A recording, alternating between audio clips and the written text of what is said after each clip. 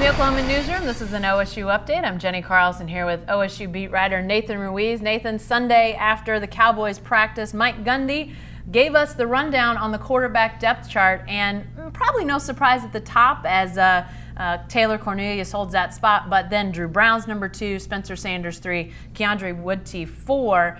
Any surprise in the order or the timing that Mike Gundy would choose to talk about this about 2 weeks before the opener? You know, I think all of it kind of makes sense. You look at it, you know, Taylor Cornelius obviously having 4 years experience in the system. Mike Gundy made an interesting point in saying that Taylor Cornelius arguably has as much experience and knowledge of this system as any quarterback that's ever been at OSU, just given the time he spent here. So he's on top.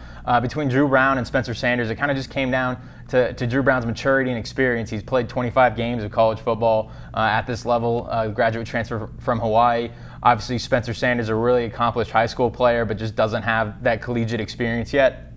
If anything, the interesting part was how quickly Keandre Woodtie kind of moved to the bottom of the pile. He was a guy who in the spring we looked at as a guy who maybe had a chance at winning this job, but now obviously he's been surpassed by Drew Brown and Spencer Sanders, 2 guys who Mike Gundy has said have really advanced really well since the time they've been on campus. You know, I think now the question becomes, and this is yet to be determined, is what actually happens in, say, a blowout win against Missouri State, which we anticipate to happen in the opener, or a big lead against South Alabama. Is Drew Brown really the first guy to come in, or are they going to try to preserve with this new redshirt rule?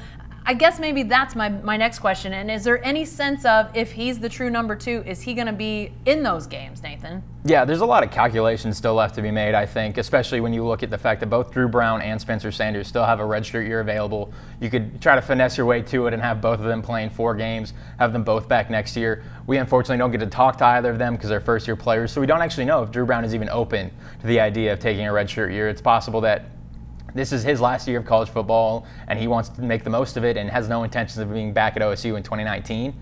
So that's something that I'm sure OSU has talked about internally, and that might be the reason that Drew Brown is the backup now. But it's Taylor Cornelius' job for now. But if things shift, you know, if Drew Brown needs to start 5 games and that's going to be his last year of eligibility, so be it. OSU is going to do what it takes to win these games. But I think there's still a lot of calculus being sorted out as far as how the season will sort itself out. Is there a thought that even though Spencer Sanders is the 3, that he could, jockey his way up? Or, I mean, true freshman quarterback is obviously a lot of tough sledding, especially if you've got 2 experienced guys ahead of you. Does this pretty much mean we're not going to see much of Spencer Sanders this year?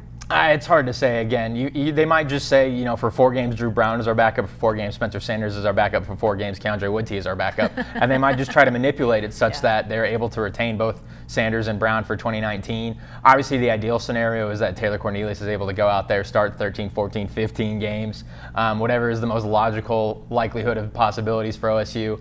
But I think Spencer Sanders will get his play. I think it'll be a similar situation that if they feel like he's ready, they might throw him out there. If they're in a position late in the season against a Kansas or whoever at Baylor, whoever it might be, that they feel comfortable putting him out there, I think they'd like to do it. I think they'd like to see what they have of him. I think he kind of handicapped himself a bit, similarly with Drew Brown, in that they didn't get here and they weren't here in the spring, and so it's kind of Taylor Cornelius took command of the job at that time and has just held on to it from there. So if they get some time in the system, I think it'll be really advantageous for both of them. All right, some answers to questions, but still questions remain. We'll continue to follow those as the Cowboys point towards that season opener on a Thursday night coming up here pretty soon. Be sure to stay with the best coverage team anywhere at newsok.com and every day in the Oklahoman.